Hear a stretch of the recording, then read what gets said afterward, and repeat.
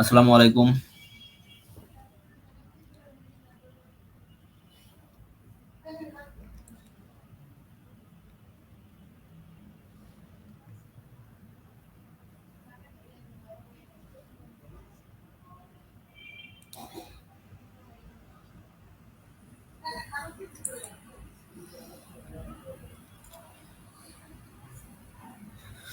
সবাই একটু জানাবেন যে আমার কথা স্পষ্ট বুঝতে পাচ্ছেন কিনা এবং স্ক্রিন লেখা দেখতে পাচ্ছেন কিনা।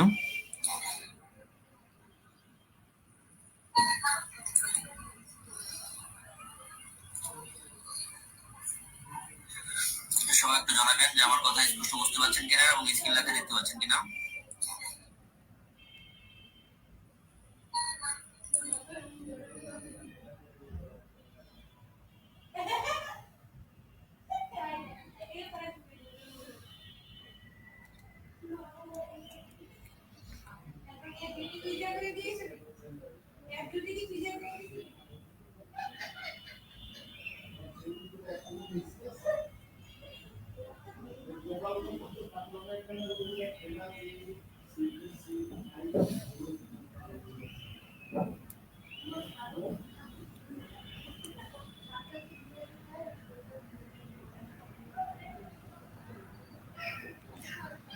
একটু কমেন্টে জানান যে আমার কথা স্পষ্ট বুঝতে পাচ্ছেন কিনা এবং স্ক্রিন লেখাগুলো দেখতে পাচ্ছেন কিনা।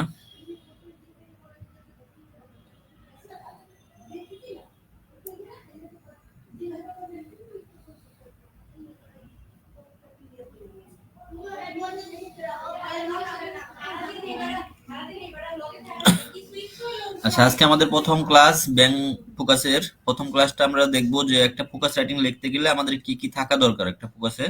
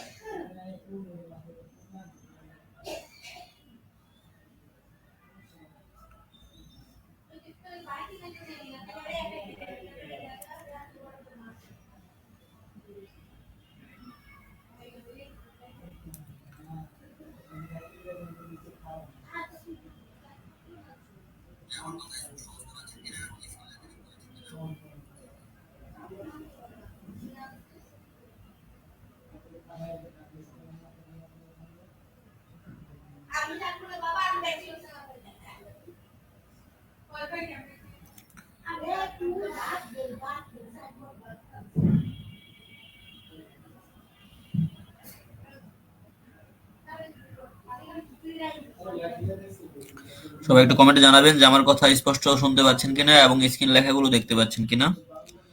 আমরা জাস্ট আর 2 মিনিটের মধ্যে ক্লাসটা শুরু করব। আজকে ব্যাংক ফোকাসের প্রথম ক্লাস।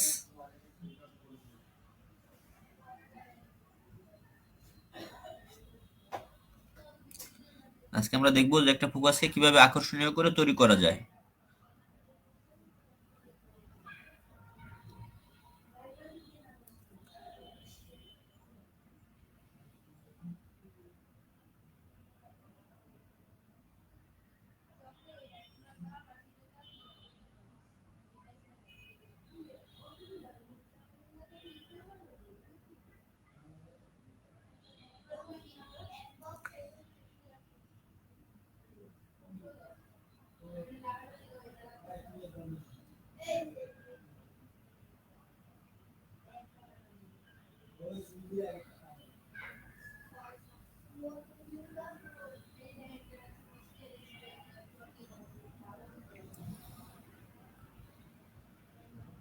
সবাই একটু কমেন্টে রেসপন্স দেন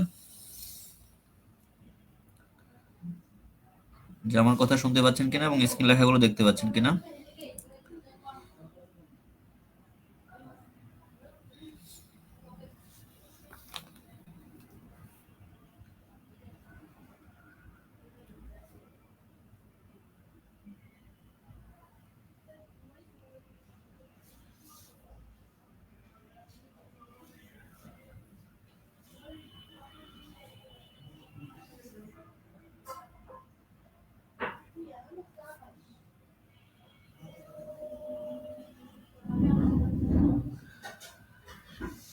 আচ্ছা, সাউন্ড ক্লিয়ার আছে, তাহলে আমি ক্লাসটা শুরু করি। আচ্ছা দেখেন, তো আমাদের আজকে টপিকটা হচ্ছে কিভাবে একটা ফোকাসকে আমরা আকর্ষণীয় করতে পারি। আমাদের ব্যাংক অথবা যে কোনো লিখিত পরীক্ষায় ফোকাস লিখতে বলা হয়। ব্যাংক অথবা যে কোনো লিখিত পরীক্ষায় আমাদের কি হয়, ফোকাস লিখতে হয়। কিন্তু ফোকাস সবাই লিখি আমরা, কিন্তু আকর্ষণীয় করে ফোকাস লেখার জন্য কি কি উপাদান থাকা উচিত এবং কিভাবে সেটা প্রেজেন্ট করা উচিত, সেই বিষয়ে আজকে আমাদের ক্লাস। তো আমরা দেখব একটা ফোকাস, যে কোনো সাধারণ একটা ফোকাস আমরা কিভাবে সুন্দর করে গুছিয়ে লিখতে পারি।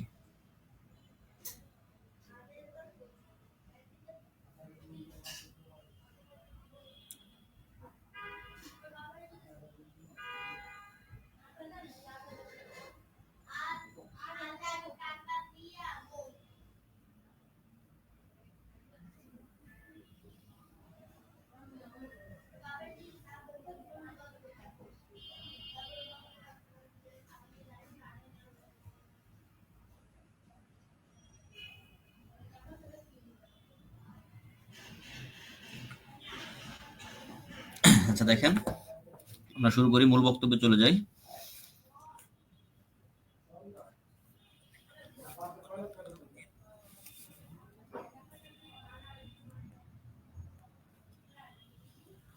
আচ্ছা, আসলে ফোকাস রাইটিং বিষয়টা কি, আসলে এটা আমাদের আগে জানতে হবে। ফোকাস রাইটিং বিষয়টা কি? আমাদের একটা টপিকস দেয়, যে যে কোনো একটা টপিক দেয়, সেটার উপরে আমাদের লিখতে বলে। আমরা যখন ব্যাংকের ফোকাস গুলো আসে, সেই ক্ষেত্রে হয়তো আমরা 3 থেকে 4 পেজ পেয়ে থাকি। অন্যান্য ক্ষেত্রে দেখা যায় 1 পেজের ফোকাসও লিখতে হতে পারে আমাদের। হ্যাঁ, 1 পেজের ফোকাসও লেখা লাগতে পারে। আচ্ছা, ফোকাসটা হচ্ছে কি একটা শর্ট কম্পোজিশন। ফোকাস বিষয়টা হচ্ছে একটা শর্ট কম্পোজিশন, যেটা হচ্ছে একটা নির্দিষ্ট বিষয়ের উপর ফোকাস করে লিখতে হয়। এখানে তো বর্ণনামূলক লেখা যাবে না। প্রথম কথা হচ্ছে কি, নির্দিষ্ট বিষয়ে ফোকাস করতে হবে আপনাকে, নির্দিষ্ট বিষয়। আচ্ছা, এত বর্ণনামূলক লেখা যাবে না বিষয়ে। আচ্ছা, নির্দিষ্ট বিষয়ে ফোকাস করতে হবে, এত বর্ণনামূলক লেখা যাবে না। আচ্ছা, এবং কি পয়েন্ট আকারে, টু দা পয়েন্ট আকারে লিখতে হয়। এটা হচ্ছে আমাদের কি ফোকাসের প্রথম শর্ত। প্রথম শর্তটা কি, যে অগোছালো অনেক কথাবার্তা লিখে ফোকাস লেখা যাবে না। প্রথম কাজটা হচ্ছে আমাদের কি, প্রথম কাজটা হচ্ছে আমাদের টু দা পয়েন্টে লিখতে হবে, নির্দিষ্ট বিষয়ের উপর ফোকাস করে লিখতে হবে। আচ্ছা, আচ্ছা, ফোকাস, একটা ফোকাসের, যে কোনো একটা ফোকাসের কয়টা অংশ থাকে? 3টে অংশ থাকে। মূলত কয়টা অংশ থাকে? 3টে অংশ থাকে। প্রথম অংশটা কি, ভূমিকা অথবা উপক্রমণিকা। আমরা প্রথমে কি ভূমিকা অথবা উপক্রমণিকা লেখাটা লিখবো না, এই হেডলাইনটা দিব না, সাব হেডলাইনটা দিব না। কিন্তু আমরা ফোকাসের একটা কি থাকবে, যখনই একটা ফোকাস লিখবো আমরা, এরকম একটা ফোকাস লিখলাম, লেখার 3টা পার্ট থাকবে। হ্যাঁ, প্রথম অংশটুকু থাকবে কি আমাদের ইন্ট্রোডিউসিং পার্ট, অর্থাৎ ভূমিকা থাকবে। প্রথম অংশটুকু কি থাকবে আমাদের? ভূমিকা থাকবে। এই ভূমিকায় কি লিখবো আমরা, সেটা দেখেন। ভূমিকাটা হচ্ছে আমরা আসলে কি টপিকস নিয়ে লিখতে বলছে। ভূমিকায় থাকবে যে কি টপিকস নিয়ে মূলত লিখতে বলা হয়েছে, কি টপিকস নিয়ে মূলত লিখতে বলা হয়েছে, সেই টপিক সম্পর্কে আমরা 2-4 লাইন লিখবো। যেমন ধরেন বললো কি, যে দ্রব্যমূল্য নিয়ে লিখতে বলা হয়েছে, তাহলে দ্রব্যমূল্য সম্পর্কে আমাদের প্রথমে কি করতে হবে, 3-4 লাইন লিখতে হবে। এই ক্ষেত্রে আমরা কিভাবে আকর্ষণীয় করব ফোকাসটাকে, সেটাও আমরা আলোচনা করব। আমি শুধু প্রথমে একটু পার্টের বিষয়গুলো বলতেছি। দ্বিতীয়ত আমরা একটা ফোকাস কিভাবে লিখবো A to Z, সেটাও আমরা দেখব। আচ্ছা, তাহলে প্রথম যে কাজটুকু আমরা বললাম, যে প্রথমে কি থাকবে, ভূমিকা বা উপক্রমণিকা। এটা হচ্ছে টোটাল ফোকাসটাকে আপনার, এটা ফোকাসের দর্পণের মতো কাজ করবে। অর্থাৎ আপনি কোন বিষয়ে কি নিয়ে আলোচনা করতেছেন, ভূমিকা দেখলেই বোঝা যাবে। অর্থাৎ ভূমিকাকে বলা হয় ফোকাসের দর্পণ, ফোকাসের দর্পণ, প্রতিচ্ছবি। হ্যাঁ,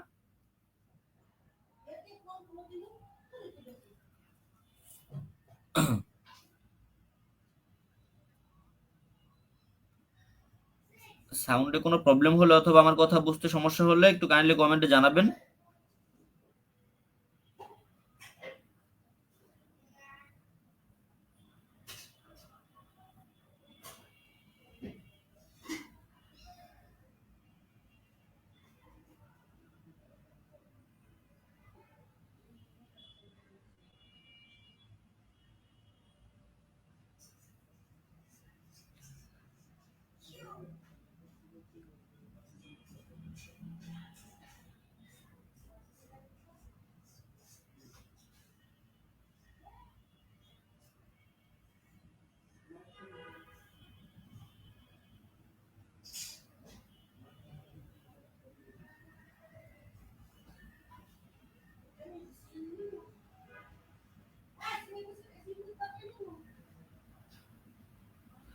আচ্ছা, এখন দেখি আমরা মূল আলোচনা হচ্ছে মেন বডি, এটা হচ্ছে ফোকাসের দ্বিতীয় পার্ট, মেন বডি। এখানে আমরা মূল আলোচনা করব।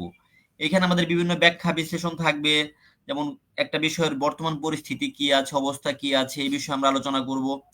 দ্বিতীয়ত হচ্ছে পরিস্থিতির উন্নয়নের জন্য আমরা কি করতে পারি সে বিষয়ে আলোচনা, বা চ্যালেঞ্জ কি কি, চ্যালেঞ্জগুলো প্রতিকারের উপায় কি, এগুলো আমরা দ্বিতীয় পার্টে আলোচনা করব।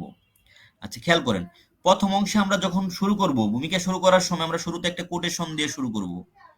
কোটেশনটা কিরকম হবে সেটা আমি ব্যাখ্যা করব। হ্যাঁ, কোটেশন দিয়ে শুরু করব, কোটেশন দিয়ে শুরু করব। প্রথমে আমরা কি করব, কোটেশন দিয়ে শুরু করব। দ্বিতীয়ত এই কোটেশনটা কেমন হবে, প্রাসঙ্গিক কোটেশন, যে বিষয়ে লিখতে বলা হয়েছে সেই প্রসঙ্গে থাকতে হবে কোটেশনটা। তাহলে কিরকম কোটেশন হবে, প্রাসঙ্গিক কোটেশন, প্রাসঙ্গিক কোটেশন। আচ্ছা, দ্বিতীয় আলোচনা কি, মেন বডি। এখানে আমাদের কি, এই যে প্রথমে যে আমরা ইন্ট্রোডিউস করলাম একটা বিষয় সম্পর্কে, সেটা সম্পর্কে আমরা বর্তমান পরিস্থিতি বা চ্যালেঞ্জ কি কি আছে, বা আমরা কি কি ব্যবস্থা নিতে পারি সেই বিষয়ে আমরা দ্বিতীয় পার্ট অর্থাৎ মেন বডিতে আমরা আলোচনা করব, মেন বডিতে আমরা আলোচনা করব। এখন আসি আমরা লাস্ট পার্ট। লাস্ট পার্ট হচ্ছে আমাদের কনক্লুশন বা উপসংহারে আমরা চলে যাই। উপসংহারে আমরা কি, নতুন কিছু আলোচনা করব না, উপসংহারে আমরা নতুন কিছু আলোচনা করব না। এখানে আমরা কি 3-4 লাইনে সমাপ্তি টানবো, 3-4 লাইনে কি করব, সমাপ্তি টানবো। আচ্ছা, তাহলে আমাদের তিনটা পার্টের মধ্যে প্রথম অংশ হচ্ছে আমরা এখানে কোটেশন দিয়ে শুরু করব এবং 2-4 লাইন বিষয়টা সম্পর্কে লিখব। তারপর আমরা ব্যাখ্যা করব বা চ্যালেঞ্জ লিখব। এখানে আমরা কিন্তু যখন লিখব বর্তমান পরিস্থিতি সম্পর্কে, তখন কিন্তু অবশ্যই আমরা ডেটা ইউজ করব। হ্যাঁ, ডেটা ইউজ করব বা গ্রাফ ইউজ করতে পারি। এই মেন বডিতে আমরা কি করব, ডেটা অথবা গ্রাফ ইউজ করব। মেন বডিতে আমরা ডেটা এবং গ্রাফ ইউজ করব। আর লাস্টে আমরা কি, এই যে বিষয়টা সম্পর্কে এন্ডিং টানবো, অর্থাৎ লাস্টে আমরা এন্ডিং টানবো। এখন দেখবো আমরা, এটা তিনটা পার্ট নিয়ে আলোচনা করলাম। দেখেন এখন আমাদের কি করতে হবে, প্রথমে যখন আমরা ফোকাস লিখবো, হেডলাইন যখন লিখবো, যেমন ধরুন বললো মূল্যস্ফীতি নিয়ে লিখতে, আমাদের মূল্যস্ফীতি মূল্যস্ফীতি নিয়ে লিখতে বললো। আমরা এরকম মূল্যস্ফীতি এটা সুন্দর করে বড় অক্ষরে লিখে এরকম একটা আন্ডারলাইন করবো। হ্যাঁ, এরকম একটা আন্ডারলাইন করব। এটাই বলছি আমি, যে লেখার শিরোনাম পরিষ্কারভাবে এবং একটু বড় অক্ষরে লিখবেন, আন্ডারলাইন করে দিবেন। এটা হচ্ছে প্রথম শর্ত। হ্যাঁ, এটা হচ্ছে 1 নাম্বার শর্ত, যে লেখাটা আমাদের কি করতে হবে, পরিষ্কার হতে হবে এবং কি আন্ডারলাইন করে দিব আমরা। লেখাটা পরিষ্কার এবং কি করতে হবে, আন্ডারলাইন করে দিতে হবে।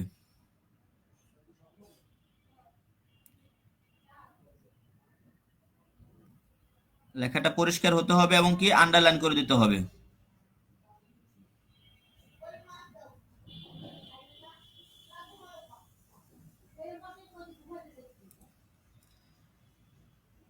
আচ্ছা, দেখেন তো কোনো সমস্যা আছে কিনা ক্লাস দেখতে আপনাদের।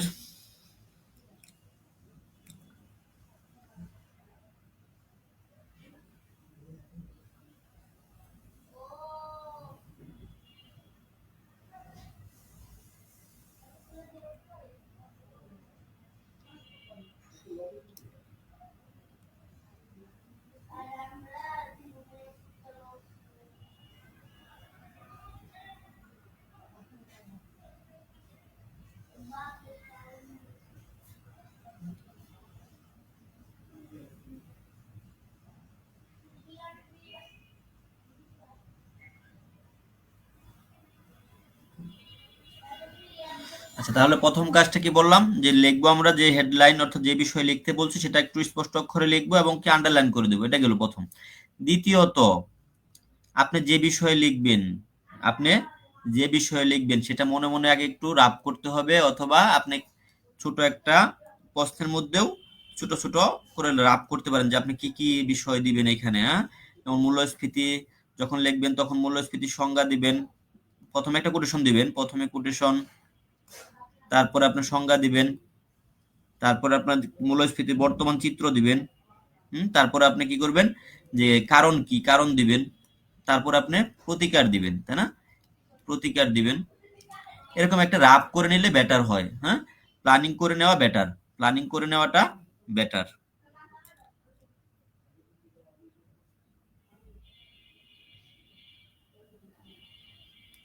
কেন বেটার, কারণ হচ্ছে এরকম প্ল্যানিং করলে আমাদের লেখার সময় এত বেশি সময় লাগবে না। প্রথমে হয়তো আপনি 1 মিনিট সময় নিয়ে একটা রাফ করলেন, দ্বিতীয়ত আর কি এটা নিয়ে আপনার ভাবতে হবে না, আপনি শুধু এই প্ল্যানিং অনুযায়ী লিখে যাবেন। হ্যাঁ, আচ্ছা, এটাই বলছি যে লেখার আগে মনে মনে রাফ অথবা একটা প্ল্যান তৈরি করে নিতে হবে।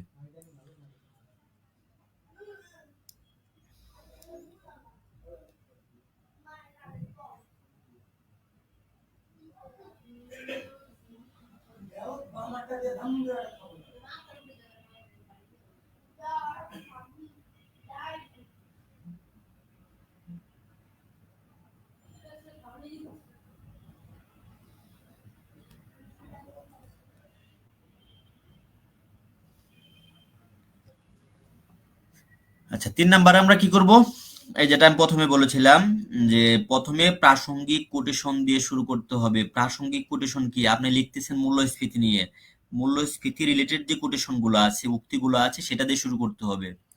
আপনি যদি মূল্যস্ফীতি লিখতে গিয়ে অন্য কিছু দিয়ে শুরু করেন তাহলে তো হবে না। হ্যাঁ,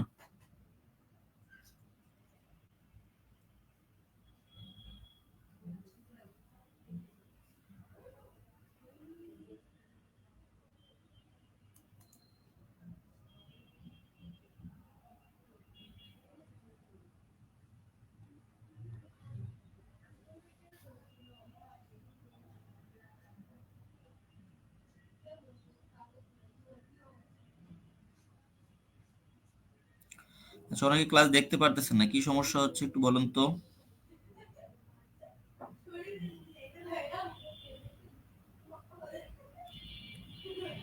কি সমস্যা হচ্ছে একটু বলেন তো।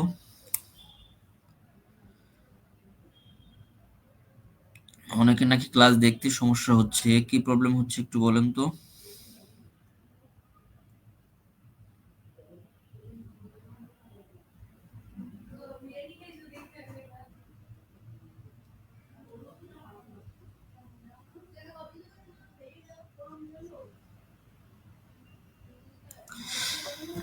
আচ্ছা দেখেন, তারপর আমাদের কি তাহলে প্রথম কাজটা আমি আগে বললাম, প্রথম হচ্ছে শিরোনামটা ক্লিয়ার হতে হবে, দ্বিতীয়ত আপনি কি লিখবেন সে বিষয়ে একটা রাফ করতে হবে, 3 নাম্বার হচ্ছে প্রাসঙ্গিক একটা কোটেশন দিতে হবে যেটা আমাদের যে বিষয়ে ফোকাস লিখতে বলছে সেটার সাথে ম্যাচ করতে হবে। হ্যাঁ, অন্য কোনো প্রসঙ্গ টেনে এনে কোটেশন দেওয়া যাবে না। এবং কোটেশন দিলে, যখন কোটেশন দিবেন, যে উক্তি দিয়েছে তার নামটা অবশ্যই লিখতে হবে। হ্যাঁ, উক্তি যখন দিবেন, কারো উক্তি দিলে, উক্তি যে দিলে নিচে কি লিখবেন, এরকম নাম লিখতে হবে, কার যে উক্তিটা দিয়েছে তার নামটা লিখতে হবে। আচ্ছা, 4 নাম্বার হচ্ছে যখন আমরা মেন বডিতে চলে যাব, এটা কিন্তু আমাদের ইন্ট্রোডাকশনের পার্ট গেল। মেন বডিতে আমরা যখন, যেমন বর্তমান মূল্যস্ফীতির যে অবস্থা সেটা দেখাবো, ধরেন বর্তমান মূল্যস্ফীতি দেখাবো, মূল্যস্ফীতি দেখাবো, তখন আমাদের কি করতে হবে, যে আমাদের এখানে ডেটা দিতে হবে। ডেটা আমরা গ্রাফ আকারে দিতে পারি, কিন্তু শুধুমাত্র ডেটা দিয়ে এরকম টেবিল করে ডেটা দিয়ে পেজ ভর্তি করা যাবে না। শুধুমাত্র ডেটা দিয়ে এরকম পেজ ভর্তি করা যাবে না, এটা ঠিক না। কি করতে হবে, আপনি যখন ডেটা দিবেন এরকম বর্তমান মূল্যস্ফীতি নিয়ে, তখন আপনার কাজ কি হবে, এক পাশে ডেটা দিবেন, আমি দেখাবো অবশ্য, একটা ফোকাস নিয়ে দেখাবো। আপনি যখন ডেটা দিবেন তখন কি এই পাশে ধরেন ডেটা দিলেন, একটা খাতা ধরেন, এরকম একটা খাতা আপনাকে দেওয়া হলো, আপনি হয়তো এখানে লিখতেছেন, এই পাশে আপনি ডেটা ইউজ করলেন, মূল্যস্ফীতিটা এই পাশে দেখাইলেন। হ্যাঁ, হয়তো টেবিল আকারে দেখাইছেন অথবা আপনি গ্রাফ আকারে দেখাইছেন, এরকম একটা গ্রাফ আকারে দেখাইছেন যে 2020-এ এত ছিল, সেখানে বৃদ্ধি পেয়ে এত হয়েছে, তারপরে হয়তো এরকম অবনমন হয়েছিল, তারপর আবার উঠছে, এরকম গ্রাফ আকারে আপনি দেখাইলেন। অথবা আপনি এখানে টেবিল আকারে দিলেন, টেবিল আকারেই দিলেন, পাশে আপনি এটাকে ব্যাখ্যা করবেন, এই ডেটাগুলোকে পাশে ব্যাখ্যা করবেন। হ্যাঁ, এটা হচ্ছে রুলস। শুধুমাত্র এরকম ডেটা দিয়ে জায়গা ভর্তি করা যাবে না, শুধুমাত্র ডেটা দিয়ে জায়গা ভর্তি করা যাবে না।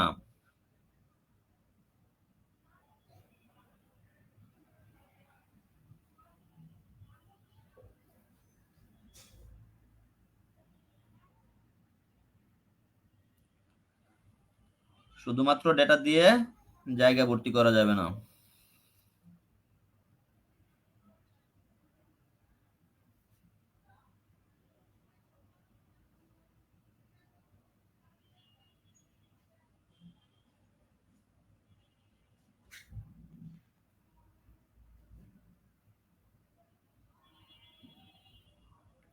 এটা গেল আমাদের কি 4 নাম্বার পয়েন্ট।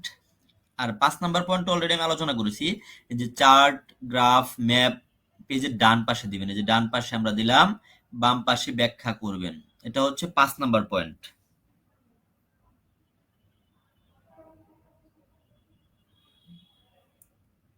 এটা হচ্ছে আমাদের 5 নাম্বার পয়েন্ট। এখন আসি 6 নাম্বার পয়েন্ট। 6 নাম্বার পয়েন্টে আমরা কি বলছি, যে অপ্রাসঙ্গিক তথ্য ব্যবহার করবেন না। আপনি লিখতেছেন যে বর্তমান মূল্যস্ফীতি নিয়ে, আপনি সেখানে অর্থ পাচারের তথ্য ব্যবহার করতেছেন, এরকম করা যাবে না। মূল্যস্ফীতি রিলেটেড যে তথ্য সেগুলো আপনাকে দিতে হবে। যদি ডেটা ইউজ করেন সেটা অবশ্যই প্রাসঙ্গিক হতে হবে, সেটা অবশ্যই কি হতে হবে, প্রাসঙ্গিক হতে হবে। আর টু দা পয়েন্টে লিখবেন। টু দা পয়েন্টে মানে বোঝাচ্ছি যে একটা বিষয় নিয়ে আপনি বিশদ আলোচনা করতে যাবেন না, কি কি সমস্যা বা কি কি অবস্থা সেটা পয়েন্ট আকারে লিখবেন, পয়েন্ট আকারে লিখবেন।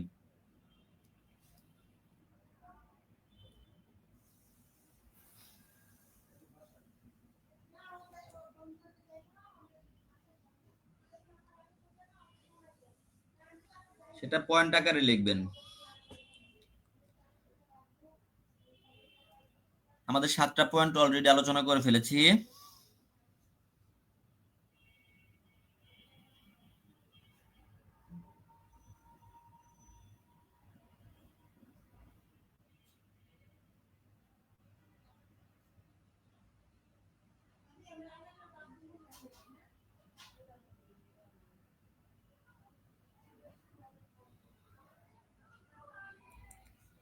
এখন দেখেন 8 নাম্বার পয়েন্ট, এই যেটা আমি প্রথম বললাম টু দা পয়েন্ট, এত বেশি বিস্তারিত না লিখে পয়েন্ট করে লিখবেন। 8 নাম্বারটা হচ্ছে পয়েন্ট করে লিখবেন।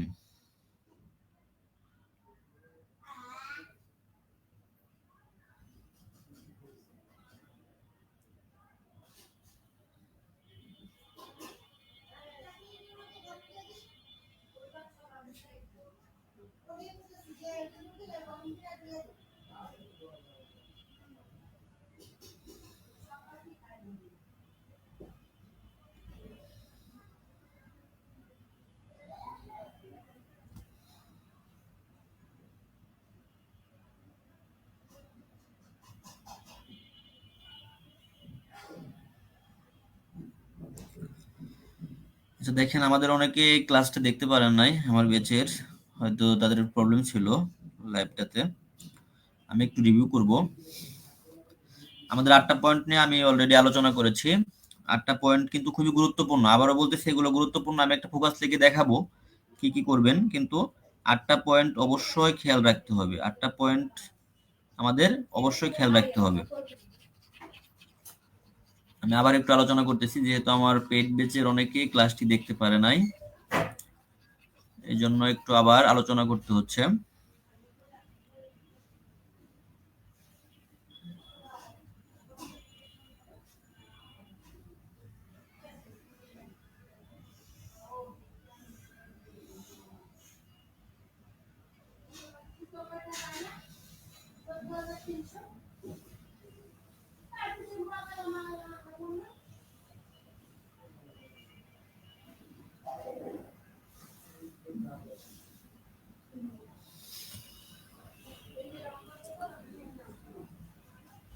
আচ্ছা এখন দেখেন তো আমার পেইড ব্যাচের যারা দেখতে পাচ্ছেন কিনা, একটু কাইন্ডলি কমেন্টে জানান তো। এখন একটু জানান তো, যারা পেইড ব্যাচের আছেন এখন দেখতে পাচ্ছেন কিনা, একটু কাইন্ডলি জানান, একটু কাইন্ডলি কমেন্টে জানান,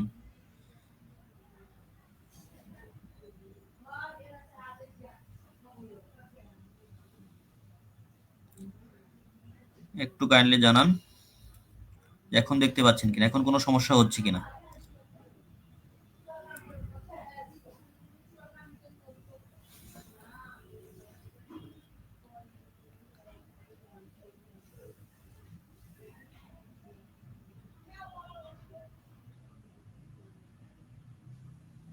আচ্ছা নাসরিন সুলতানা যেটা বলেছেন যে ডেটা কি পয়েন্টের পর একজ্যাক্ট যা তাই দিতে হবে।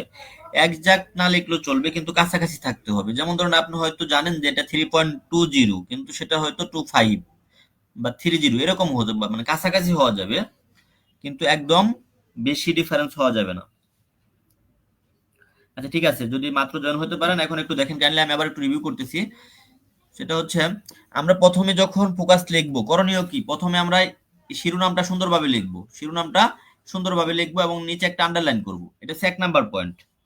দ্বিতীয়টা কি, দ্বিতীয়টা হচ্ছে লেখার আগে যখন একটা ফোকাস আপনি লিখবেন, আমি যেটা বললাম যে আপনি হয়তো লিখবেন যে দ্রব্যমূল্য বৃদ্ধি ও তার প্রতিকার, দ্রব্যমূল্য বৃদ্ধি ও তার প্রতিকার নিয়ে লিখবেন হয়তো, এটা নিয়ে আপনাকে লিখতে বলছে। আপনি প্রথমে একটু প্রশ্নে একটু হালকা রাপ করবেন অথবা মনে মনে প্ল্যানিং করবেন যে আপনি হয়তো একটা প্রথমে একটা কি দ্রব্যমূল্য রিলেটেড একটা কোটেশন দিবেন, প্রথমে একটা কোটেশন দিবেন। দ্বিতীয়ত হয়তো আপনি দ্রব্যমূল্য বৃদ্ধি কি জিনিস সেটা আপনি হয়তো 2-3 লাইনে ব্যাখ্যা করবেন। তারপরে আপনি কি মেন পার্টে চলে আসলেন, মেন পার্টে এসে আপনি কি দিলেন যে বর্তমানে দ্রব্যমূল্যের অবস্থা, তাই না? এখানে আপনি এই পাশে হয়তো আপনি ডান পাশে কি দিবেন, ডেটা ইউজ করবেন যে দ্রব্যমূল্য কোনটা কত টাকা বা আগে কত ছিল, অথবা আপনি এখানে মূল্যস্ফীতিটাও দেখাইতে পারেন, সেটা টেবিল আকারে দেখা যেতে পারে অথবা গ্রাফ আকারে দিলেও হবে। গ্রাফ আকারে দিলে আপনি দেখাবেন 2010 সালে এরকম ছিল, সেটা হয়তো 2020 সালে এরকম বৃদ্ধি পাইছে, 24 সালে হয়তো আরো বৃদ্ধি পাইছে, হ্যাঁ? এরকম গ্রাফ আকারেও আপনি দিতে পারেন। তবে কথা হচ্ছে যে শুধুমাত্র এরকম টেবিল দিয়ে ফুল পেজ ভর্তি করবেন না, ডান পাশে টেবিল দিবেন এবং এটাকে এই পাশে ব্যাখ্যা করতে হবে। কি করতে হবে? ব্যাখ্যা করতে হবে।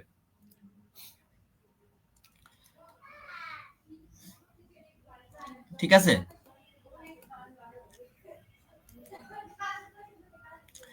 এটা গেল। তাহলে আমাদের 3টা কিন্তু চলে গেছে। প্রথমে হচ্ছে কি লিখতে হবে ক্লিয়ারলি, দ্বিতীয়ত হচ্ছে রাব করে নিতে হবে মনে মনে, তৃতীয়ত হচ্ছে কোটেশন দিয়ে শুরু করা, এটা বেটার। হ্যাঁ, অনেকে বলে যে কোটেশন দিয়ে শুরু করা যাবে না, ডেটা ইউজ করা যাবে না, এই করা যাবে না, সেই করা যাবে না, কিন্তু এই বিষয়গুলো মাথায় নেবেন না। কেন নেবেন না আমি একটু বলি। দেখেন, আপনি নিজে যখন একটা ফোকাস আপনি দেখেন তখন কি মন চায় যে দেখতে কোনটা সুন্দর লাগে, তাই না? আপনাকে পেজ দিবে 2 থেকে 3টা বা 4টা পেজ, সেই পেজের মাঝে আপনি কিভাবে সেটাকে সুন্দর করতে পারেন, আকর্ষণীয় করতে পারেন। আপনি যখন এখানে একটা কোটেশন দিয়ে শুরু করবেন, যেমন দ্রব্যমূল্য বৃদ্ধি জনজীবনে অস্থিরতা সৃষ্টি করছে, এরকম একটা কোটেশন দিয়ে শুরু করবেন, দেখতেও সুন্দর লাগবে। হ্যাঁ, আচ্ছা। এবং কোটেশন দিলে অবশ্যই তার সাথে কে বলেছে সে নামটা দিতে হবে, এটা আমি বলেছিলাম, কে দিয়েছে তার নামটা অবশ্যই মার্ক করতে হবে। আচ্ছা, এটা গেল 2 নাম্বার কথা। 3 নাম্বার আসি আমরা, যে কোটেশন দিয়ে শুরু করলাম। 4 নাম্বার কি, মেন বডিতে যখন চলে যাব আমরা আমরা এরকম মেন বডিতে ডেটা ইউজ করলাম, যেটা বললাম ডেটা ইউজ করে আমরা পাশে ব্যাখ্যা দিব। ডান পাশে ডেটা অথবা ম্যাপ অথবা আমরা যাই ইউজ করে ডান পাশে করব, বাম পাশে সেটার ব্যাখ্যা দিব। আচ্ছা, চার্ট, গ্রাফ, ম্যাপ পেজের ডান পাশ দিয়ে এবং বাম পাশে ব্যাখ্যা করবেন। এখন কথা হচ্ছে এখানে আরেকটা কথা আছে, আমরা যখন ডেটা দিব অবশ্যই সেটার সূত্র দিতে হবে। আরেকটা সূত্র দিতে হবে, ডেটা ইউজ করলে অবশ্যই কি দিতে হবে, আপনি যখন ডেটা ব্যবহার করবেন, ডেটা ইউজ করবেন, তখন অবশ্যই সোর্স দিতে হবে। সোর্স সোর্স সহ দিতে হবে, তা না হলে দিবেন না। সোর্স সহ না দিতে পারলে ডেটা ইউজ করবেন না। আচ্ছা, একই কথা চার্টের ক্ষেত্রেও, একই কথা গ্রাফের ক্ষেত্রেও। অপ্রাসঙ্গিক তথ্য ব্যবহার করবেন না, যেটা আমি বলেছিলাম যে আপনাকে নিয়ে লিখতে বলছে হয়তো দ্রব্যমূল্য নিয়ে, আপনি ডেটা ইউজ করতেছেন মানি লন্ডারিং এর, অর্থাৎ অর্থ পাচারের, এটা করা যাবে না। দ্রব্যমূল্য রিলেটেড যে ডেটা সেটা ইউজ করতে হবে, সেটা হইতে পারে আপনার দ্রব্যমূল্য অথবা মূল্যস্ফীতি, এগুলো কম্পেয়ার করা যেতে পারে। একটা বিষয় নিয়ে বিস্তারিত লিখতে যাবেন না, টু দা পয়েন্টে লিখবেন। কি কি বর্তমানে কি কি হইতেছে এরকম একটা পয়েন্টে লিখলেন, দ্বিতীয় পয়েন্ট, তৃতীয় পয়েন্ট, এরকম টু দা পয়েন্টে লিখবেন। টু দা পয়েন্টে লেখার চেষ্টা করতে হবে।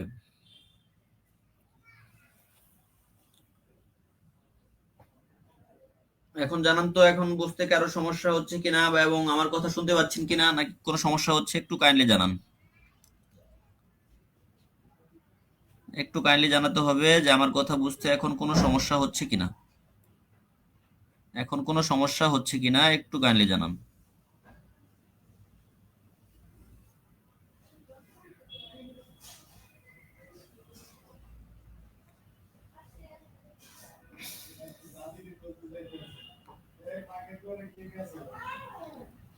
এখন ঠিক আছে? আচ্ছা, ঠিক আছে। তাহলে কি বললাম যে টু দা পয়েন্টে লিখবেন, অপ্রাসঙ্গিক তথ্য ব্যবহার করবেন না, বিস্তারিত না লিখে পয়েন্ট করে লিখবেন। এটা হচ্ছে আমাদের 8টা রুলস। এখন দেখি 9 নাম্বার রুলস কি বলছে। 9 নাম্বার রুলসটা হচ্ছে, 9 নাম্বার রুলস হচ্ছে লেখার পুনরাবৃত্তি করবেন না। আপনি প্রথমে হয়তো একটা লেখা লিখছেন এক বিষয়ে, প্রথমে ইন্ট্রোডাকশনে লিখছেন হয়তো এক বিষয়ে, অর্থাৎ পুনরাবৃত্তি, দ্বিতীয়বার ওই একই কথা ঘুরিয়ে পেঁচিয়ে লেখা যাবে না, পুনরাবৃত্তি করা যাবে না। পুনরাবৃত্তি করা যাবে না, করা যাবে না। ঘুরিয়ে ফিরিয়ে it is very important, it is very precious, এগুলো লেখা যাবে না। অর্থাৎ পুনরাবৃত্তি নিষেধ, পুনরাবৃত্তি করা যাবে না। হ্যাঁ। দ্বিতীয়, আমরা একটা ধারণা আছে যে আমরা হয়তো বেশি লিখলে বেশি মার্ক পাবো, কিন্তু না। সাধারণত আমরা ব্যাংক পরীক্ষার ক্ষেত্রে, ব্যাংক যে পরীক্ষাগুলো সাধারণত ফোকাসের জন্য হয়তো 3-4 পেজ পাওয়া যেতে পারে, এরকম 3 পেজ অথবা 4 পেজ পাওয়া যেতে পারে, তাই না? 3-4 পেজ লেখার মতো সময় বা পেজ পাওয়া যেতে পারে। এখন আপনি যদি হাবিজাবি লিখে তথ্য না দিয়ে ভর্তি করেন তাহলে আপনি মার্ক পাবেন না এরকম। এজন্য লিখবেন কম, কিন্তু তথ্যবহুল লেখা লিখবেন এবং সেটা আকর্ষণীয়, মানে দেখলে যাতে পড়তে ইচ্ছে করে। অর্থাৎ যে রিডার তার যেন প্রথম ইন্ট্রোডাকশন পড়ার পরে দ্বিতীয় পার্ট পড়তে ইচ্ছে করে, এবং ডেটাগুলা দেখার পরে যেন সে আকর্ষিত হয় পড়ার জন্য। এবং কি, যখন আপনি ডেটা দিবেন সোর্স সহ দিবেন, তাহলে বিশ্বস্ততা পাওয়া যাবে, বিশ্বস্ততা পাওয়া যাবে। আচ্ছা, 10 নাম্বার যেটা আমি বলছি যে অযথা অপ্রাসঙ্গিক লিখে পেজ বাড়াবেন না, কারণ আপনার পেজ বাড়াইতে গেলে যেটা হবে, প্রথমত পেজ নষ্ট হবে, দ্বিতীয়ত পয়েন্টটা কি লিখছেন, কেবি ডি সুজন চন্দ্র রয়, পয়েন্টটাকে লেখার সময় হেডলাইন দিতে হবে না, হেডলাইন দিবেন না। আচ্ছা, অযথা অপ্রাসঙ্গিক লিখে পেজ বাড়াবেন না, এতে আপনার সময় নষ্ট হবে এবং পেজ নষ্ট হবে। আপনি 2 পেজ পারেন 2 পেজ লিখবেন, কিন্তু সুন্দর করে লিখবেন, ডেটা দিয়ে লিখবেন, কোটেশন দিয়ে লিখবেন। আচ্ছা, আর যেটা বলছি 11 নম্বরে, এর আগে আলোচনাগুলো এসে গেছে অলরেডি। আমি প্রথম বলেছি যে বড় করে গ্রাফ চার্ট ম্যাপ দিয়ে পেজের জায়গা নষ্ট করবেন না, এটা হচ্ছে 11 নম্বর রুলস। আচ্ছা, সাগরদার বলবো টু দা পয়েন্ট বিষয়টা আমি অবশ্যই বলবো, একটু অপেক্ষায় থাকেন। হ্যাঁ, আমি দেখাবো একটা একটা ফোকাস, আমি দেখাবো, ডেমো দেখাবো। হ্যাঁ, তাহলে কি বললাম যে বড় করে গ্রাফ চার্ট ম্যাপ দিয়ে পেজের জায়গা নষ্ট করবেন না, এটা করা যাবে না। যে আমরা মনে করি যে পেজ ভর্তি করলেই যেহেতু নাম্বার, তাহলে আমরা বড় করে চার্ট দিয়ে একটা পেজ ভর্তি করে ফেলি, 2টা ম্যাপ দিয়ে বা 2টা চার্ট দিয়ে, তাহলে আমাদের একটা পেজ বেড়ে গেল। এই চিন্তা দ্বারা রাখা যাবে না। যে বললাম পেজের ডান পাশে আমাদের যদি পেজটা এরকম থাকে, পেজের ডান পাশে আমরা কি দেবো, এই পাশে হয়তো আমরা গ্রাফ দেব, এই পাশে বর্ণনা করব। হ্যাঁ, ধরুন এখানে কোটেশন দিলেন, এরকম মানে পেজের ওরকম জায়গাগুলোকে প্রপারলি ইউজ করতে হবে। শুধুমাত্র ফাঁকা ফাঁকা রেখে পেজ ভর্তি করলে লাভ নেই। 12 নাম্বার, এটা খুবই গুরুত্বপূর্ণ, একটু দেখতে হবে, এটা খুবই গুরুত্বপূর্ণ। 12 নাম্বারটা, 12 নাম্বারটা খুবই গুরুত্বপূর্ণ।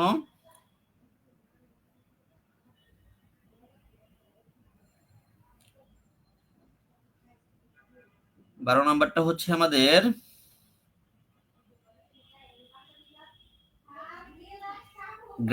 গ্রামাটিক্যাল মিস্টেক করা যাবে না, গ্রামাটিক্যাল মিস্টেক করা যাবে না, specially tense, subject verb agreement, এই বিষয়গুলো ইংরেজির ক্ষেত্রে গ্রামাটিক্যালি মিস্টেক করা যাবে না। হ্যাঁ, স্পেলিং অর্থাৎ বানান ঠিক হইতে হবে, বাংলার ক্ষেত্রেও বানান ঠিক হইতে হবে।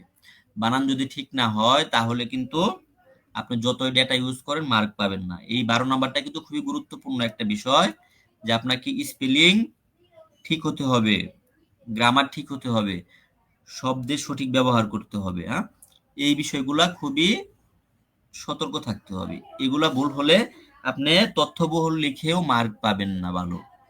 12 নাম্বারটা মোস্ট ইম্পর্টেন্ট পয়েন্ট।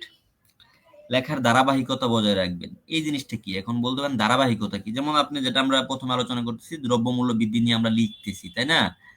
দ্রব্যমূল্য বৃদ্ধি নিয়ে লিখতেছি। এখন দ্রব্যমূল্য বৃদ্ধি নিয়ে লিখলাম, আমি প্রথমে কোটেশন দিয়ে শুরু করলাম, দ্বিতীয়ত আমি কি যদি আমি বলি যে দ্রব্যমূল্য বৃদ্ধির চ্যালেঞ্জ নিয়ে আলোচনা করতেছি, অথবা করণীয় নিয়ে আলোচনা করি। প্রথমে যদি আমরা করণীয় নিয়ে আলোচনা করি যে দ্রব্যমূল্য বৃদ্ধি রোধে করণীয় বা সরকারের গৃহীত পদক্ষেপ, তাহলে কিন্তু ধারাবাহিকতা হইল না। আপনাকে প্রথমে দ্রব্যমূল্য সম্পর্কে বলতে হবে, দ্বিতীয়ত বর্তমান চিত্র তুলে ধরতে হবে, তৃতীয়ত কারণটা কি সেটা, তারপরে হচ্ছে আপনি করণীয়তে যাবেন, তাই না? সবকিছু একটা ধারাবাহিকতা আছে, আগে সমস্যা পরে হচ্ছে সমাধান। আপনি আগে সমাধান পরে সমস্যা লিখলে ধারাবাহিকতা হবে না। এই 13 নাম্বারটাও গুরুত্বপূর্ণ।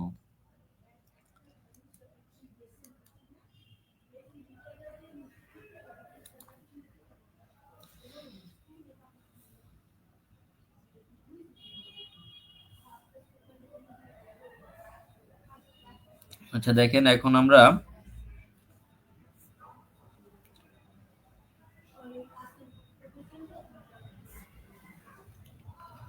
দেখেন 14 নাম্বারটা কি বলছি, সিনোনিম। ইংরেজির ক্ষেত্রে সিনোনিম, বাংলার ক্ষেত্রে প্রতিশব্দ ব্যবহার করা যেতে পারে। আপনি একই ওয়ার্ড বারবার লিখবেন না, একই বিষয়ে লিখতে গেলেও অন্য বিষয় হয়তো বর্ণনা করতেছেন, কিন্তু আপনি হয়তো আগে একটা বিষয় লিখছেন যে এটা প্রিসিয়াস, খুবই দামি, আপনি পরবর্তীতে ভ্যালুয়েবল লেখেন, প্রিসিয়াস না লেখেন। হ্যাঁ, অর্থাৎ প্রতিশব্দ বা সিনোনিম ইউজ করতে হবে আমাদের। আচ্ছা, উপসংহারে নতুন একটা বিষয় নিয়ে আসবেন না কখনো। ধরেন আমি লিখে ফেলছি, সবকিছু লেখা শেষ, আমি উপসংহার টানবো, অর্থাৎ যে বিষয়টা নিয়ে লিখছেন সেটা আপনি 2-3 কথায় ইন্ডিং টানবেন, তা না করে আপনি নতুন একটা আলোচনা শুরু করে দিলেন উপসংহারে গিয়ে, সেটা করা যাবে না। উপসংহারে নতুন কোন আলোচনা নতুন করে যোগ করবেন না, যা লিখেছেন সেটার উপরে একটা এন্ডিং টানবেন। এই 15টা পয়েন্টে কারো কোনো সমস্যা আছে বুঝতে? একটু কাইন্ডলি কমেন্টে জানান যে এই 15টা পয়েন্ট বুঝতে কারো কোনো সমস্যা আছে কিনা। আর প্রথমে আমরা যেটা আলোচনা করেছি, প্রথমে আমরা আলোচনা করেছিলাম যে একটা ফোকাসের 3টা পার্ট থাকে। হ্যাঁ, প্রথমে আমরা আলোচনা করেছিলাম যে একটা ফোকাসের 3টা পার্ট থাকে, সেটা হচ্ছে উপক্রমণিকা বা ভূমিকা থাকে, দ্বিতীয়ত মেন বডি থাকে, তৃতীয়ত উপসংহার থাকে। তা আমরা মেন বডিতে সাধারণত বিভিন্ন গ্রাফ, চার্ট, চ্যালেঞ্জ উত্তরণে করণীয় বিভিন্ন কিছু লিখে থাকি। আর ভূমিকাতে সাধারণত আমরা একটা পয়েন্ট দিয়ে শুরু করব এবং কি বিষয়ে আলোচনা করতেছি সেটা ভূমিকাতে লিখবো আমরা। অর্থাৎ ভূমিকাটা হচ্ছে ফোকাসের দর্পণ, ফোকাসের দর্পণ। আচ্ছা,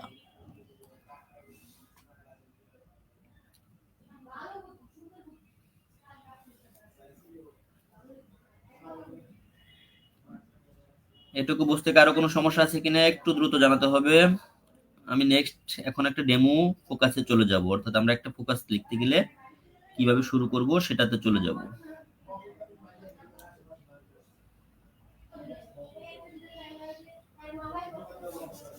একটা ডেমো ফোকাস আমরা প্র্যাকটিস করব। হ্যাঁ, একটু কমেন্টে জানান এটুকুতে কারো কোনো সমস্যা আছে কি না, এটুকুতে কারো কোনো সমস্যা আছে কিনা একটু কমেন্টে দ্রুত জানাবেন, এটুকুতে কারো কোনো সমস্যা আছে কিনা একটু দ্রুত জানাই, এটুকুতে কারো কোনো সমস্যা আছে কিনা।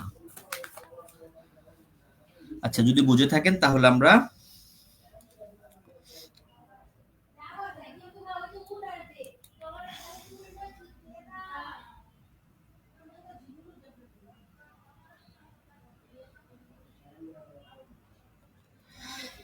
আচ্ছা দেখেন, আমরা একটা ফোকাস যদি লিখতে যাই, ধরেন বললো যে অন্তর্বর্তীকালীন সরকারের চ্যালেঞ্জ এবং উত্তরণের পথ, এটা নিয়ে আপনাদের একটা ফোকাস লিখতে বলছে। কি লিখতে বলছে?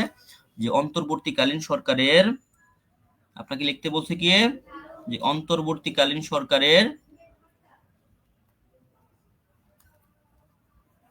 অন্তর্বর্তীকালীন সরকারের সরকারের চ্যালেঞ্জ, চ্যালেঞ্জ চ্যালেঞ্জ এবং উত্তরণের পথ, উত্তরণ আমি লিখলাম, উত্তরণ লিখলাম। যাক, এটুকু আমাদের ধরেন একটা ফোকাস লিখতে বলছে যে অন্তর্বর্তীকালীন সরকারের চ্যালেঞ্জ এবং উত্তরণ। আচ্ছা, এখন এটা আমাদের কি করতে হবে? আমাদের প্রথম যে রুলস বলেছিলাম যে আপনি সুন্দর করে স্পষ্ট অক্ষরে ফোকাসের নামটা লিখবেন, এটা হচ্ছে 1 নাম্বার পয়েন্ট ছিল। আমাদের যে 15টা পয়েন্ট, তার প্রথম পয়েন্ট কি ছিল? যে ফোকাসটার নাম সুন্দর করে লিখবেন। দ্বিতীয়ত আপনি আন্ডারলাইন করবেন। আপনি আন্ডারলাইন বিভিন্নভাবে করতে পারেন, তবে সময় নষ্ট করবেন না। এক টানে করতে পারেন, অথবা যদি আপনি ডেও খেলান তাও খেলাইতে পারেন, সমস্যা নাই। হ্যাঁ, যেভাবে পারেন করবেন। আচ্ছা, আন্ডারলাইন করলেন। এখন আমাদের প্রথম আমি বলেছিলাম যে যখন আমরা শুরু করব একটা প্রাসঙ্গিক কোটেশন দিয়ে শুরু করব। এখন প্রাসঙ্গিক কোটেশন যদি আমরা এখানে অন্তর্বর্তীকালীন সরকারের চ্যালেঞ্জ নিয়ে লিখতেছি, আমরা যদি শুরুতেই লিখি দ্রব্যমূল্য বৃদ্ধি নিয়ে, অথবা দ্রব্যমূল্য বৃদ্ধি ছাড়া যদি মূল্যস্ফীতি নিয়ে লিখি, অথবা ব্যাংক রিলেটেড কোটেশন দেই, তাহলে তো হলো না। এই অন্তর্বর্তীকালীন সরকারের চ্যালেঞ্জকে প্রকাশ করে এমন বিষয় নিয়েই একটা কোটেশন দিতে হবে। মনে রাখতে হবে প্রাসঙ্গিক জিনিসটা কি, যে আপনি যে কোটেশনটা দিবেন সেটা কি প্রকাশ করবে? এই অন্তর্বর্তীকালীন সরকারের চ্যালেঞ্জ কি প্রকাশ করবে, এটাই হচ্ছে প্রাসঙ্গিকতা। আবার বলতেছি, প্রাসঙ্গিকতা মানে হচ্ছে আপনি যে হেডলাইনটা লিখলেন সেটার সাথে রিলেটেড। যেমন চ্যালেঞ্জ তো অনেক কিছু আছে, অর্থনৈতিক চ্যালেঞ্জও আছে, প্রশাসনিক চ্যালেঞ্জও আছে, রাজনৈতিক চ্যালেঞ্জও আছে, কিন্তু আমরা ওই সাব পার্ট নিয়ে যদি এখানে কোটেশন দেই হবে না। আমাদের যে মূল হেডলাইন সেটা রিলেট করে প্রথমে আমরা কোটেশন দিব। বুঝাতে পারছি? তাহলে এখানে কোটেশনটা কিরকম হবে? মূল পার্টকে নির্দিষ্ট করে। আবারও বলতেছি, এখানের যে কোটেশনটা হবে সেটা হবে মূল পার্ট। এখানের কোটেশনটা কি হবে? কোটেশন হবে headline headline related, headline headline সম্পর্কিত। আমি দেখাচ্ছি একটা লিখে। আচ্ছা, আবারও বলতেছি, এখানের যে বিষয়টা আমরা নিব সেটা হচ্ছে হেডলাইন সম্পর্কিত কোটেশন নিব। হ্যাঁ, হেডলাইন সম্পর্কিত কোটেশন আমরা এখানে ইউজ করব। আচ্ছা, আমি তাহলে ইউজ করি। যেমন ধরুন আমরা লিখতেছি কি নিয়ে,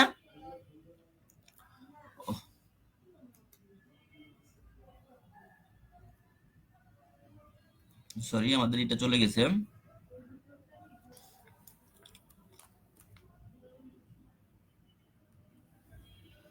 এটা হচ্ছে কেন?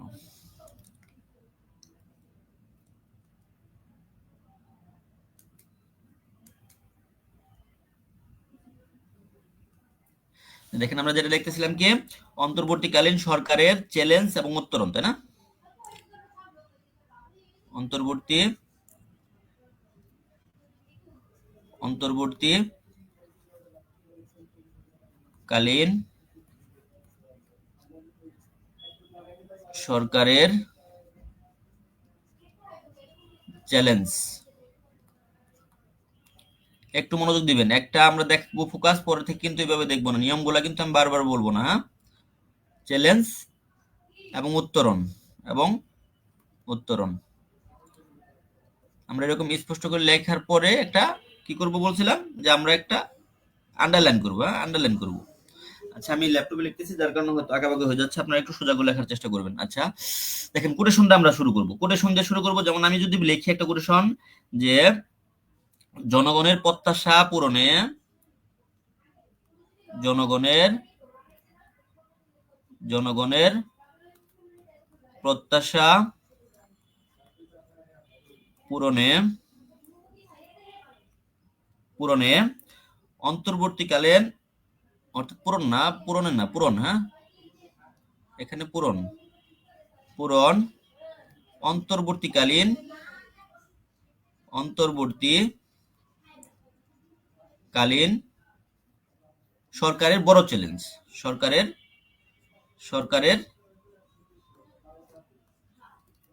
বড় চ্যালেঞ্জ। দেখেন আমি কিন্তু প্রথম যে হেডলাইন সেটা রিলেট করে কিন্তু একটা কোটেশন লিখেছি, তাই না? চ্যালেঞ্জ সম্পর্কেই লিখেছি, চ্যালেঞ্জ সম্পর্কেই লিখেছি।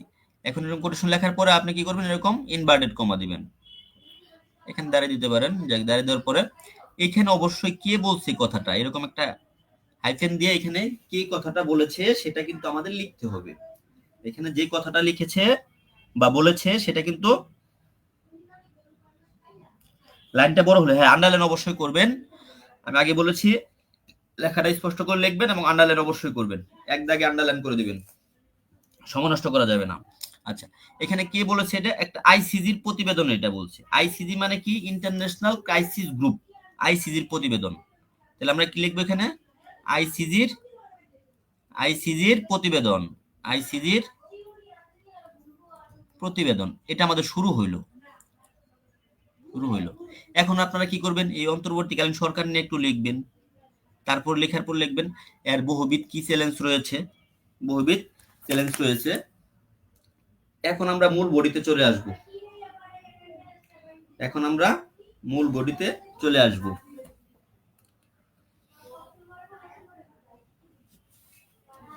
এখন অনেকে বলতে পারে যে প্যারা করে লিখবেন, প্যারা করে লিখলে হবে, অথবা যদি আপনি বলেন যে সরকারের বিভিন্ন চ্যালেঞ্জ বা চ্যালেঞ্জ সমূহ, যদি আপনি এরকম লেখেন, যদি প্যারা করে লেখেন তবু হবে, আমি কিন্তু বলতেছি প্যারা করে লিখলে হবে, অথবা যদি এরকম আপনি হেডিং দেন একটু সাব হেডিং, যে চ্যালেঞ্জ সমূহ, এখানে লিখলেন অন্তর্বর্তীকালীন সরকার, এই জিনিসটা লিখলেন, লেখার পরে লিখলেন বিভিন্ন চ্যালেঞ্জ রয়েছে, তারপর চ্যালেঞ্জ সমূহ, চ্যালেঞ্জ সমূহের মধ্যে আপনি আসার পরে কি করবেন, টু দা পয়েন্টে যারা বোঝেন না সেই জিনিসটা আগে একটু দেখেন।